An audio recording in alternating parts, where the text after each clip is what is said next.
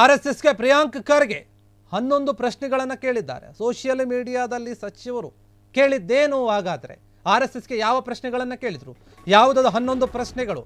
ಆರ್ಎಸ್ಎಸ್ಗೆ ಪ್ರಿಯಾಂಕ್ ಖರ್ಗೆ ಕೇಳಿದ 11 ಪ್ರಶ್ನೆಗಳು ಯಾವುದು? ಸೋಷಿಯಲ್ ಮೀಡಿಯಾದಲ್ಲಿ ಪ್ರಿಯಾಂಕ್ ಖರ್ಗೆ ಕೇಳಿದ್ದಾರಂತೆ ಪ್ರಶ್ನೆಯನ್ನು. ಏನು ಕೇಳಿದ್ರು ಹಾಗಾದ್ರೆ ಆರ್ಎಸ್ಎಸ್ಗೆ? ಆರ್ಎಸ್ಎಸ್ ಬಗ್ಗೆ ಮತ್ತೆ ಮಾತನಾಡ್ತಾ ಇದೆ. ಆರ್ಎಸ್ಎಸ್ ಹಾಗೂ ಪ್ರಿಯಾಂಕ್ ಖರ್ಗೆ ನಡುವೆ ಸಮರ ಇನ್ನೂ ಕೂಡ ನಿಂತಿಲ್ಲ, ಮುಂದುವರಿತಾ ಇದೆ. ಆರ್ಎಸ್ಎಸ್ ಆದಾಯ ಏನು? ಎಲ್ಲಿಂದ ಹಣ ಬರುತ್ತೆ? ಈ ವಿಚಾರ ನಾವು ನಮ್ಮಿಂದ ನೋಡ್ತಾ ಇದ್ದೀವಿ. ಎಲ್ಲರೂ ಅದನ್ನೇ ಕೇಳ್ತಾ ಇದ್ದಾರೆ. ಹೀಗೆ ಆರ್ಎಸ್ಎಸ್ ಬಗ್ಗೆ ಪ್ರಿಯಾಂಕ್ ಖರ್ಗೆ ಪ್ರಶ್ನೆ ಮಾಡಿದ್ದಾರೆ. ಆರ್ಎಸ್ಎಸ್ ಸಂಘಟನೆಗೆ ಎಲ್ಲಿಂದ ದುಡ್ಡು ಬರುತ್ತೆ? ಅದು ಮೂಲ ಯಾವುದು? ಇದಕ್ಕೆ ಖುದ್ದು ಆರ್ಎಸ್ಎಸ್ ಮುಖ್ಯಸ್ಥ ಮೋಹನ್ ಭಾಗವತ್ ಅವರೇ ಉತ್ತರ ಕೊಟ್ಟಿದ್ರು. ಆರ್ಎಸ್ಎಸ್ ಬಾಹ್ಯ ಮೂಲಗಳಿಂದ ಒಂದೇ ಒಂದು ಪೈಸಾನು ಕೂಡ ಸ್ವೀಕರಿಸೋದಿಲ್ಲ ಅಂತ ಹೇಳಿದ್ರು. ಸ್ವಯಂ ಸೇವಕರೇ ದೇಣಿಗೆ ಕೊಡುತ್ತಾರೆ ಅಂತ ಮೋಹನ್ ಭಾಗವತ್ ಹೇಳಿದ್ರು. ಮತ್ತೆ ಖರ್ಗೆ ಆರ್ಎಸ್ಎಸ್ ಹಾಗೂ ಮೋಹನ್ ಭಾಗವತ್ಗೆ ಪ್ರಶ್ನೆಗಳ ಸುರಿಮಳೆಯನ್ನು ಸುರಿದಿದ್ದಾರೆ. ತಮ್ಮ ಟ್ವೀಟ್ ಖಾತೆಯಲ್ಲಿ 11 ಪ್ರಶ್ನೆಗಳನ್ನು ಕೇಳಿದ್ದಾರೆ ಆರ್ಎಸ್ಎಸ್ಗೆ ಮತ್ತೆ ಮೋಹನ್ ಭಾಗವತ್ ಅವರಿಗೂ ಕೂಡ. ಈ ಸ್ವಯಂ ಸೇವಕರು ಯಾರು ಮತ್ತು ಅವರನ್ನು ಹೇಗೆ ಗುರುತಿಸಲಾಗುತ್ತೆ ಹೇಳಿ? ಪ್ರಶ್ನೆಗಳು ಶುರುವಾಗಿದೆ. ನೀಡಲಾದ ದೇಣಿಗೆಗಳ ಪ್ರಮಾಣ ಮತ್ತು ಸ್ವರೂಪ ಏನು? ಈ ಕೊಡುಗೆಗಳನ್ನು ಯಾವ ಕಾರ್ಯವಿಧಾನಗಳು ಅಥವಾ ಮಾರ್ಗಗಳ ಮೂಲಕ ಸ್ವೀಕರಿಸಲಾಗುತ್ತೆ? ಆರ್ಎಸ್ಎಸ್ ಪಾರದರ್ಶಕವಾಗಿ ನಿರ್ವಹಿಸ್ತಿದ್ರೆ ತನ್ನದೇ ಆದ ನೋಂದಾಯಿತ ಒಂದು ಗುರುತಿನಲ್ಲಿ ಗುರುತಿಸಿಕೊಳ್ಳಿ. ಸಂಸ್ಥೆಗೆ ನೇರವಾಗಿ ದೇಣಿಗೆಯನ್ನು ಏಕೆ ನೀಡಲಾಗೋದಿಲ್ಲ? ಪ್ರಶ್ನೆಗಳನ್ನು ಕೇಳ್ತಾ ಇದ್ದಾರೆ ಒಂದೊಂದಾಗಿ. ನೋಂದಾಯಿತ ಸಂಘಟನವಾದರೆ ಆರ್ಎಸ್ಎಸ್ ತನ್ನ ಹಣಕಾಸು ಮತ್ತು ಸಾಂಖ್ಯಿಕ ಒಂದು ರಚನೆ ಹೇಗೆ ರಚಿಸ್ತಾ ಇಲ್ಲ? ಪೂರ್ಣ ಸಮರದ ಒಂದು ಪ್ರಚಾರದವರೆಗೆ ಯಾರ ಪರಿಹಾರ ನೀಡ್ತಾರೆ?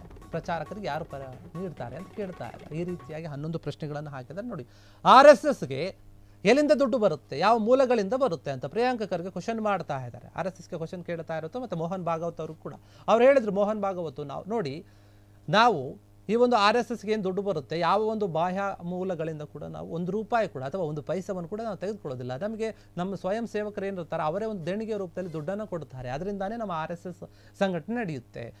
ಇಷ್ಟು ದೊಡ್ಡ ಮಟ್ಟಕ್ಕೆ ನಡೆಯೋಕ್ಕೆ ಅಥವಾ ಬೆಳೆಯೋಕ್ಕೆ ಆರ್ಎಸ್ಎಸ್ ಕಾರಣ ಅಂದರೆ ನಮ್ಮ ಸ್ವಯಂ ಸೇವಕರೇ. ಅವರೇ ಕೊಡುವಂಥ ಒಂದು ದೇಣಿಗೆಯಿಂದ ನಾವೆಲ್ಲನೂ ಮಾಡ್ತೀವಿ.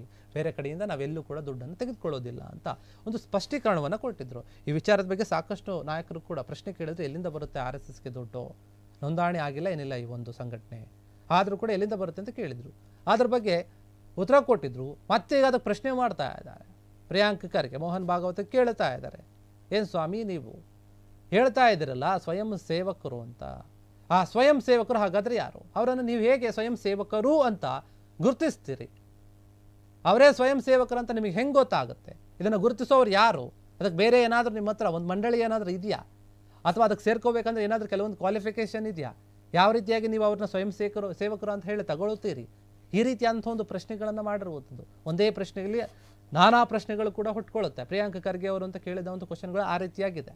ಅವ್ರು ಯಾರು, ನೀವು ಹೆಂಗೆ ತಗೋತೀರಿ, ಹೆಂಗೆ ಸೆಲೆಕ್ಟ್ ಮಾಡ್ತೀರಿ ಅಂತ ಮೊದಲನೇ ಕ್ವಶನ್ ಕೇಳ್ತಾ ಇದ್ದಾರೆ. ನೀಡಲಾದಂಥ ಒಂದು ದೇಣಿಗೆಗಳ ಒಂದು ಪ್ರಮಾಣ ಮತ್ತು ಸ್ವರೂಪ ಏನು? ಯಾವ ಕಾರಣಕ್ಕಾಗಿ ದೇಣಿಗೆ ನೀಡ್ತಾ ಇದ್ದಾರೆ? ನೀವು ಯಾವ ಕಾರಣಕ್ಕಾಗಿ ತೆಗೆದುಕೊಳ್ತಾ ಇದ್ದಾರೆ? ನಿಮ್ಮ ಸಂಘಟನೆಯನ್ನು ಬೆಳೆಸೋಕೋ ಅಥವಾ ಸಂಘಟನೆಯ ಮೂಲಕ ಬೇರೆ ಬೇರೆ ಕೆಲಸಕ್ಕೋ ಅಥವಾ ನೀವು ಈಗೇನು ಕಾರ್ಯಕ್ರಮಗಳು ಮಾಡ್ತೀರಿ ಆ ಒಂದು ವಿಚಾರವಾಗಿಯೋ ಅಥವಾ ಇನ್ನೂ ಒಂದು ಯಾವ ವಿಚಾರವಾಗಿ ಯಾವ ಸ್ವರೂಪದಲ್ಲಿ ನೀವು ಪಡೆದುಕೊಳ್ತೀರಿ? ಕ್ಯಾಶ್ ಮೂಲಕನೋ ಇನ್ನೊಂದೋ ಮತ್ತೊಂದೋ ಏನು ಹೆಂಗೆ ತಗೊತೀರಿ ಗೊತ್ತಿಲ್ಲ.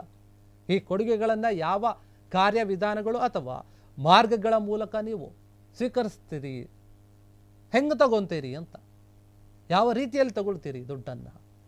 ಆರ್ಎಸ್ಎಸ್ ಪಾರದರ್ಶಕವಾಗಿ ಕಾರ್ಯನಿರ್ವಹಿಸುತ್ತಿದ್ದರೆ ತನ್ನದೇ ಆದಂತಹ ಒಂದು ನೋಂದಾಯಿತ ಗುರುತಿನಲ್ಲಿ ಇಲ್ಲ.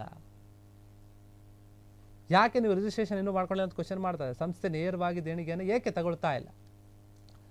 ನೀವು ಡೈರೆಕ್ಟಾಗಿ ತಗೋಬೋದು ದುಡ್ಡನ್ನು, ಯಾಕೆ ಇಂಡೈರೆಕ್ಟಾಗಿ ತಗೊಳ್ತಾ ಇದ್ದಾರೆ ಅಂತ ಕ್ವಶನ್ ಮಾಡ್ತಾ ಇದ್ದಾರೆ. ನೋಂದಾಯಿತ ಘಟಕವಾದರೆ ಆರ್ಎಸ್ಎಸ್ ತನ್ನ ಹಣಕಾಸು ಮತ್ತು ಸಾಂಸ್ಥಿಕ ಒಂದು ರಚನೆಯನ್ನು ಹೇಗೆ ಉಳಿಸಿಕೊಳ್ಳುತ್ತೆ? ನೀವಿನ್ನೂ ರಿಜಿಸ್ಟ್ರೇಷನ್ ಮಾಡ್ಕೊಂಡಿಲ್ಲ, ಹೆಂಗೆ ನಿಮ್ಮ ಹಣಕಾಸಿನ ಒಂದು ವ್ಯವಹಾರಗಳನ್ನು ನಿಭಾಯಿಸ್ತೀರಿ? ನೀವು ಹೆಂಗೆ ನೀವು ಸಮರ್ಥನೆ ಮಾಡ್ಕೊಳ್ತೀರಿ ಅಂತ ಕ್ವಶನ್ ಮಾಡ್ತಾ ಇದ್ದಾರೆ. ಪೂರ್ಣ ಸಮಯದ ಪ್ರಚಾರಕರಿಗೆ ಯಾರು ಪರಿಹಾರ ನೀಡುತ್ತಾರೆ? ಏನು ಆರ್ಎಸ್ಎಸ್ ಬಗ್ಗೆ ಮಾತಾಡ್ತಿರ್ತಾರೆ, ಹೋರಾಡ್ತಿರ್ತಾರೆ, ಒಂದು ಕಾರ್ಯಕ್ರಮಗಳಿಗೆ ಬಾಕಿ ಹಾಕಿರ್ತಾರೆ, ಅವರಿಗೆ ಯಾರು ಪರಿಹಾರವನ್ನು ಕೊಡ್ತಾರೆ? ಏನಾದರೂ ಆದರೆ ಸಂಸ್ಥೆಯ ದಿನನಿತ್ಯದ ಕಾರ್ಯಾಚರಣೆಯ ಒಂದು ವೆಚ್ಚಗಳನ್ನು ಯಾರು ಪೂರೈಸ್ತಾರೆ? ಏನು ಈ ಒಂದು ಸಂಘಟನೆಯಲ್ಲಿ ಒಂದಲ್ಲ ಒಂದು ಕಾರ್ಯಕ್ರಮಗಳಿರುತ್ತೆ, ದೊಡ್ಡ ದೊಡ್ಡದ ಮಟ್ಟದ ಒಂದು ಕಾರ್ಯಕ್ರಮಗಳಾಗುತ್ತೆ.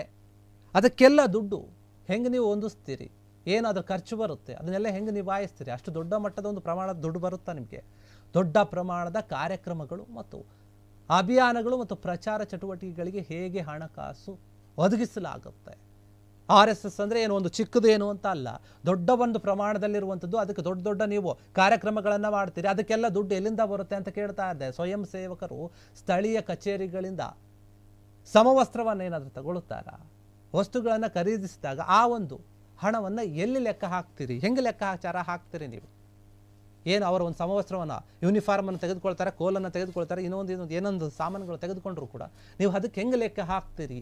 ಈ ರೀತಿಯಾಗಿ 11 ಪ್ರಶ್ನೆಗಳನ್ನು ಕೇಳಿರುವಂಥದ್ದು ಪ್ರಿಯಾಂಕ ಖರ್ಗೆ RSSಗೆ. ಇದಕ್ಕೆ ಮೋಹನ್ ಭಗವತ್ ಆಗಿರುವುದು ಅಥವಾ RSSನವರಾಗಿರ್ಬೋದು ಅಥವಾ BJP ನಾಯಕರಾಗಿರ್ಬೋದು, ಯಾರು ಯಾವ ರೀತಿಯಾಗಿ ಉತ್ತರ ಕೊಡುತ್ತಾರೆ ಅಂತ ಕಾದು ನೋಡಬೇಕು.